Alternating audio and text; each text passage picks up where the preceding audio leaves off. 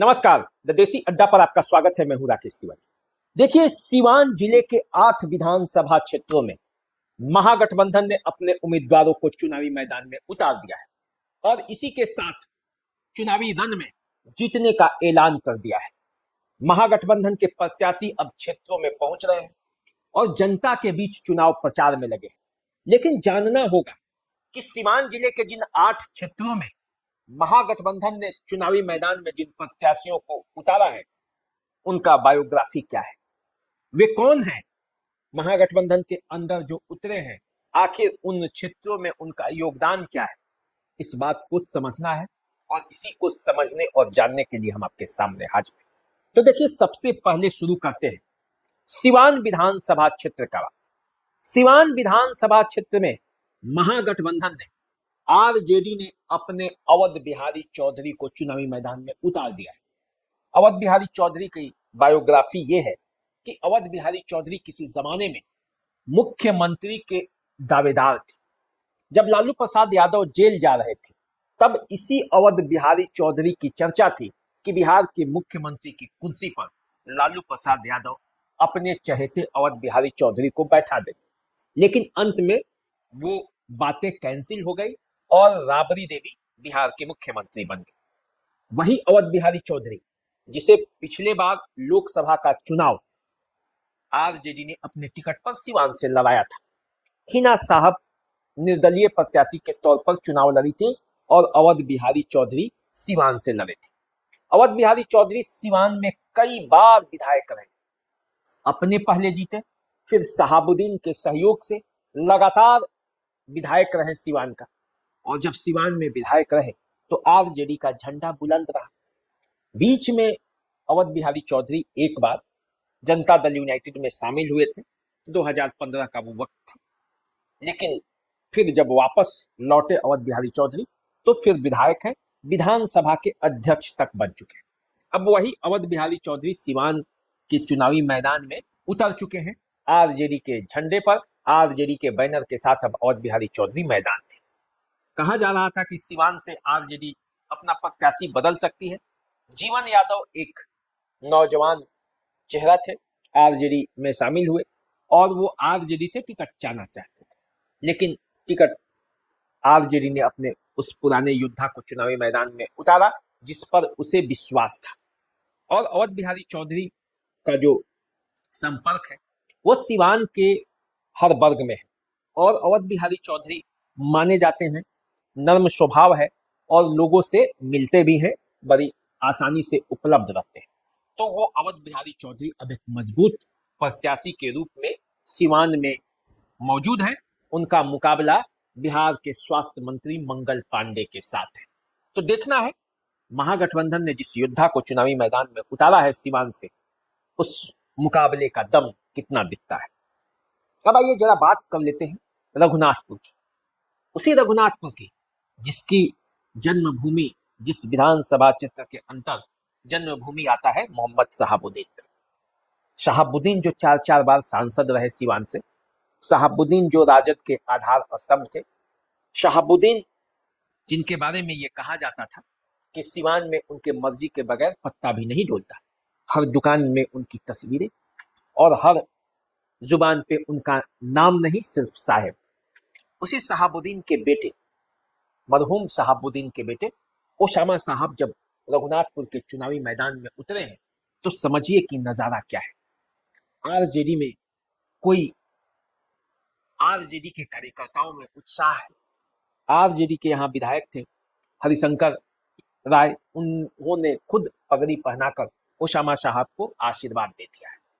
अब ओसामा साहब पूरे जोश खरोश के साथ रघुनाथपुर की धरती पर उतर चुके हैं। रघुनाथपुर में लड़ाई जबरदस्त है। लड़ाई इस मामले में है कि यहाँ पे विकास कुमार सिंह उर्फ यीशु सिंह उनके सामने है। पिछले बार भी मुकाबला हुआ था, लेकिन एक तरह से देखा जाए तो ये विधानसभा क्षेत्र शहाबुद्दीन के प्रभाव वाला इलाका है और जब उनके बेटे पहली बार राजनीति में एंट्री मार रहे हैं तो आरजेडी के कार्यकर्ताओं में ही नहीं बल्कि महागठबंधन के कार्यकर्ताओं में उत्साह है। अब देखना है कि उनका उत्साह कितना काम करता है रघुनाथपुर में। अब आइए जब वहां से निकलते हैं तो पहुंच जाते हैं दरौली। दरौली विधानसभा क्षेत्र एक ऐसा क्षेत्र रहा है जहां माले का प्रभाव बरसों पहले से है, और माले का ये ऐसा इलाका है, अभेद दुर्ग है, जहां से सत्यदेव राम चुनाव जीतते रहे। वही सत्यदेव राम फिर से चुनावी मैदान में है। सत्यदेव राम जब नामांकन करने पहुंचे तो उन्हें पुलिस ने गिरफ्तार कर लिया। एक मामले में उन्हें जमानत लेनी थी, नहीं दी, गिरफ्तारी उनकी हुई और उसके बाद चुनावी माहौल गर्म है। तो सत्यदेव राम फिर से चुनावी मैदान में है, माले के सच्चे कार्यकर्ता हैं, लगातार दरौली से वो विधायक बनते रहे। पिछले बार रामायण माझी को हराया था, इस बार उनके सामने लोजपा आर के उम्मीदवार हैं रामविशुन पासवान। रामविशुन पासवान नया चेहरा, नया नाम, नया नौजवान। और देखिए दरौली की राजनीति कहां जाती है। अब आइए जीरादेई। जीरादेई भी वो इलाका जहां पिछले बार अमरजीत कुशवाहा को लोगों ने चुनकर विधायक बना दिया। अमरजीत कुशवाहा जमीन से जुड़ा कार्यकर्ता, माले का वो कार्यकर्ता जो जमीन से ऊपर उठकर राजनीति में विधायक के पद तक पहुंचा है। अब अमरजीत कुशवाहा इस बार फिर से चुनावी मैदान में, माले के टिकट पर वो चुनाव लड़ेंगे और माले के कार्यकर्ताओं का साथ भी उन्हें मिलेगा। आरजेडी और माले में यदि आप देखेंगे तो जीरादेई एक ऐसा है जहां महागठबंधन में कोई खटपट नहीं है, अमरजीत कुशवाहा के नाम पर सहमति है। देखना यह है कि जो एनडीए उम्मीदवार उतारा है भीष्म प्रसाद कुशवाहा, तो दो कुशवाहा के बीच जब लड़ाई छिड़ेगी जीरादेई में तो क्या होता है, परिणाम पिछले बार वाला होगा या कुछ नया होगा। क्योंकि पिछला बार तो रमेश कुशवाहा का भी बैक से, पीछे से सपोर्ट था अमरजीत कुशवाहा को, लेकिन इस बार रमेश कुशवाहा का हाथ जो है वो भीष्म प्रसाद कुशवाहा पर है। देखना यह है कि जीरादेई की राजनीति क्या रंग लाती है। अब आइए आप वहां से यदि आप आते हैं दरौदा, दरौदा की सीट भी माले को गई है और माले के कद्दावर नेता अमरनाथ यादव फिर से दरौदा से महागठबंधन के उम्मीदवार हैं। अमरनाथ यादव को कौन नहीं जानता है। अमरनाथ यादव तो शहाबुद्दीन के खिलाफ एमपी का चुनाव लड़े हुए हैं, और एक वक्त ऐसा था कि एक तरफ शहाबुद्दीन होते थे और दूसरी तरफ अमरनाथ यादव। तो मुकाबले का, चुनाव लड़ने का पुराना समझ और पुराना दाव सब कुछ अमरनाथ यादव जानते हैं। हालांकि अब उम्र हो चला है, उस समय वे नौजवान थे। पिछला चुनाव हार गए कर्णजीत सिंह से, इस बार फिर सामने वही दो पुराने प्रतिद्वंदी आमने सामने होंगे। एक तरफ अमरनाथ यादव का जो है वो ये देखना है कि माले फिर से दरौदा में अपनी पैठ बना पाई है या नहीं, अमरनाथ यादव का चुनावी अनुभव क्या कहता है, या कर्णजीत सिंह उर्फ व्यास सिंह का पिछले 5 सालों का काम लोगों को समझ में आता है, देखना ये है। अब आइए जो 3 सीट है, गोरियाकोठी, बरहरिया और महाराजगंज, ये तीनों सीट बड़ा महत्वपूर्ण है।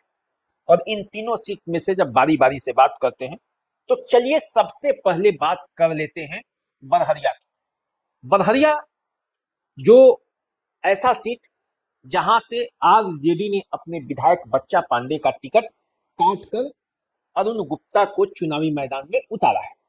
बच्चा पांडे एक ऐसे नेता जिनके सर पर उनके भाई टुन्ना जी पांडे का हाथ था।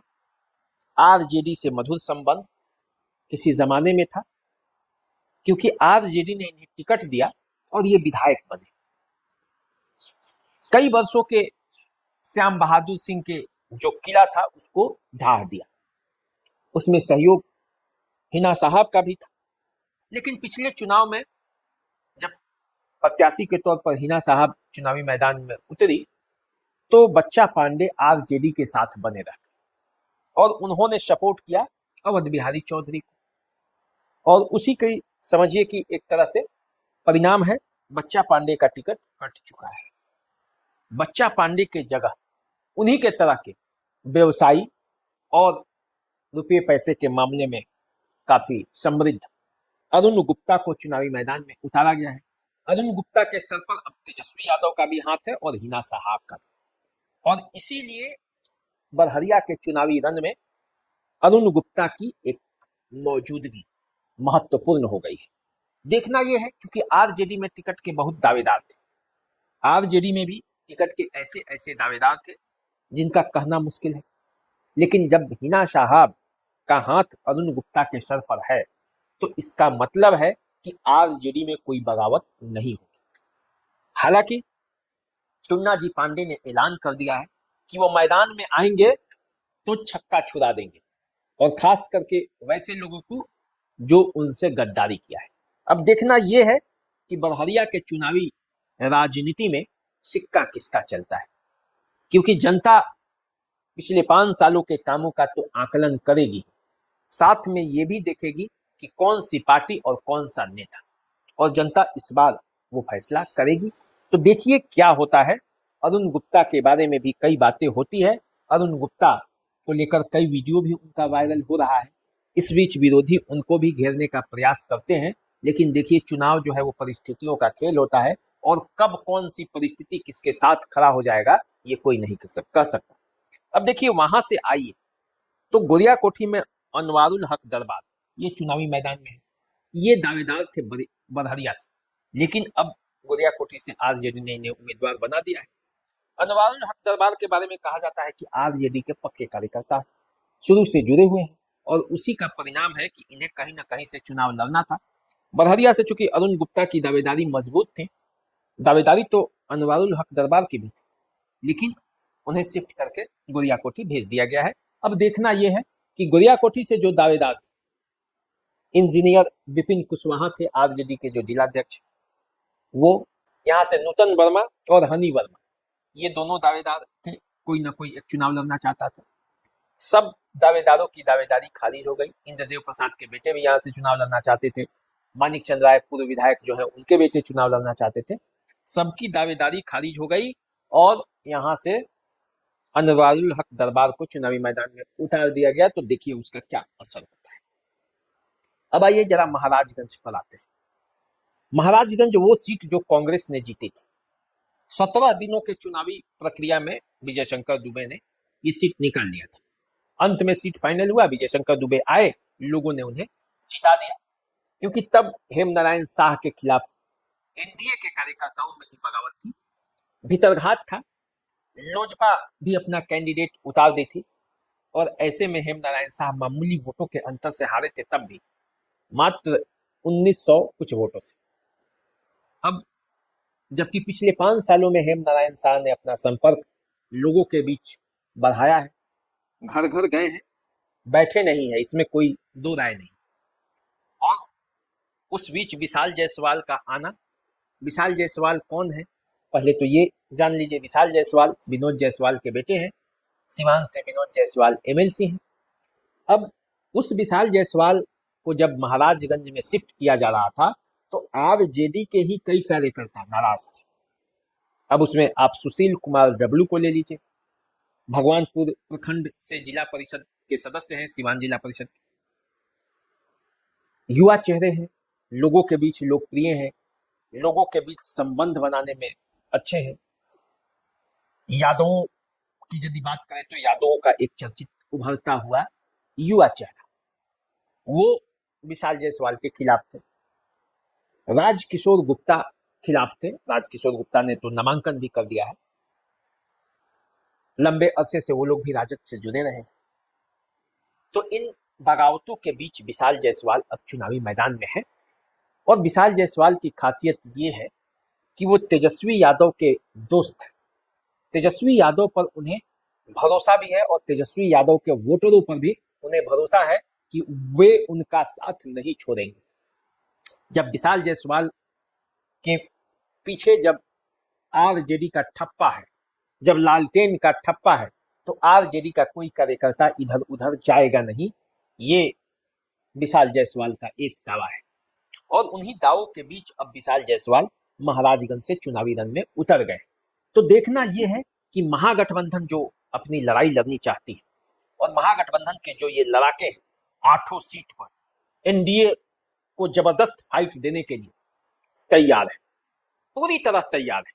और एनडीए को मुकाबला करने के लिए रणनीति बना रहे हैं।